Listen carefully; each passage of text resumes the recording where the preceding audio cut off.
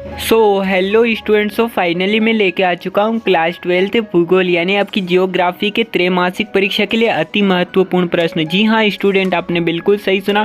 Famous education पर पढ़ने वाला कमज़ोर से कमज़ोर बच्चा होगा टॉपर। ठीक है स्टूडेंट, तो यहाँ पर जैसे कि मैं लगातार आपकी त्रैमासिक परीक्षा की तैयारी करने में जुटा था, वहीं बता दूँ आपके हिंदी, इंग्लिश, जितने भी आपके सब्जेक्ट है, पॉलिटिकल, इकोनॉमिक्स, अकाउंटेंसी, सारे मैं प्रोवाइड करवा चुका हूँ आईएमपी क्वेश्चन। तो आप लोग चैनल पर जाके विजिट कर सकते हो फेमस एजुकेशन पर। तो स्टूडेंट, आपका टाइम को वेस्ट ना करते हुए बढ़ते हैं प्रश्न की ओर। उससे पहले आप लोग यदि चैनल पर नए हो फेमस एजुकेशन पर बहुत बेहतरीन तैयारी करना चाहते हो 2025 बोर्ड एग्जाम के लिए, तो चैनल को जरूर सब्सक्राइब कर ले। ठीक है, तो यहाँ पर विद्यार्थियों सबसे पहले आपके जो क्वेश्चन है यहाँ पर देखेंगे 2 अंक के। ठीक है, 2 अंक की महत्वपूर्ण प्रश्न। यहाँ पर विद्यार्थियों आपको पहला क्वेश्चन दे रखा है, भूगोल की कोई 2 प्रमुख शाखाओं के नाम लिखिए। तो इस वाले क्वेश्चन को आपको रेडी कर लेना है। वहीं अगर सेकंड क्वेश्चन की अगर बात करूं विद्यार्थियों, आपको सेकंड क्वेश्चन दे रखा है, मानव भूगोल की कोई 2 शाखाओं के नाम लिखिए। इस वाले को आपको रेडी कर लेना है। वहीं थर्ड क्वेश्चन अगर देखिए विद्यार्थियों, आपका थर्ड है, मानव भूगोल के कोई 2 उपगामों के नाम लिखिए। वहीं आपका फोर्थ क्वेश्चन पूछा जा सकता है विद्यार्थी, फोर्थ क्वेश्चन आप देख लीजिएगा। वहीं अगर फोर्थ क्वेश्चन की अगर बात करूँ तो यहाँ पर आपका फोर्थ क्वेश्चन है, नवनिश्चयवाद क्या है। ठीक है, तो नवनिश्चयवाद को भी आपको कर लेना अच्छे से कवर।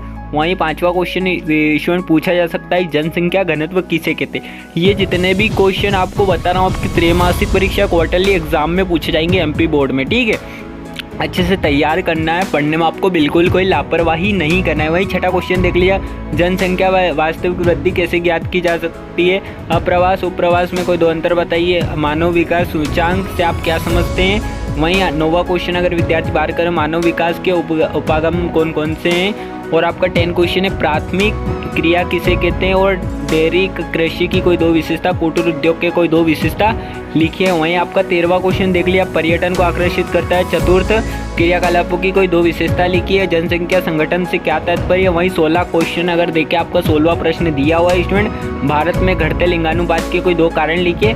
और भारत में नगरीकरण के कोई 2 कारण लिखिए। वहीं अगर देखें गुच्छित बस्तियों के कोई 3 लक्षण लिखिए। ठीक है, तो यहाँ पर 2 लिखा है वैसे, बट आपको 3 याद करना है। ठीक है स्टूडेंट, तो वो बताए आपको 2 अंक के सारे क्वेश्चन थे, उन सभी को तैयार कर लेना है। अब बात आती है आपके 2 मार्क्स के लिए। ठीक है, तो 2 मार्क्स के बता देता हूँ, जियोग्राफी, ठीक है, भूगोल आपका यानी।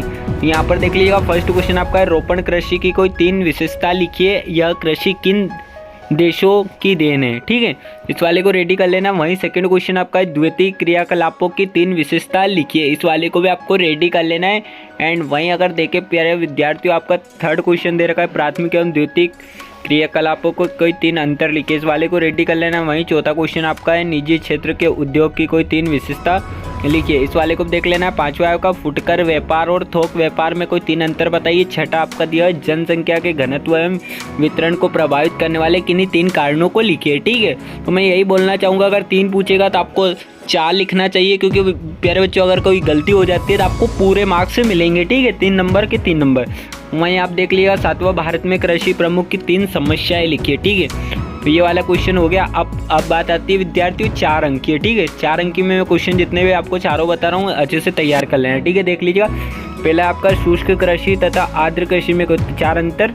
सेकेंड आपका, भारत में चावल के उत्पादन के लिए अनुकूल भौगोलिक दशाओं उत्पादन क्षेत्रों का वर्णन करना है। वहीं आपका थर्ड क्वेश्चन आता है विद्यार्थियों, चाय अथवा कपास उत्पादन के लिए अनुकूल भौगोलिक दशाओं का वर्णन कीजिए। वहीं फोर्थ क्वेश्चन आपका विद्यार्थियों देख लीजिएगा, जो आपका फोर्थ क्वेश्चन है वो कुछ इस प्रकार है आपका है, भारत में गेहूं उत्पादन के लिए अनुकूल भौगोलिक दशाओं का वर्णन कीजिएगा। तो इनको तैयार कर लेना। ठीक है, अब 5 अंक की अगर बात करूं विद्यार्थी, आपको 5 अंक की प्रश्न देख लीजिएगा। आपके यहाँ पर पहला आपका है, संसार के मानचित्र में निम्नलिखित देशों को स्थित को दर्शाइए। आपको मानचित्र बनाना है विद्यार्थियों, 5 अंक में पूछा जाता है।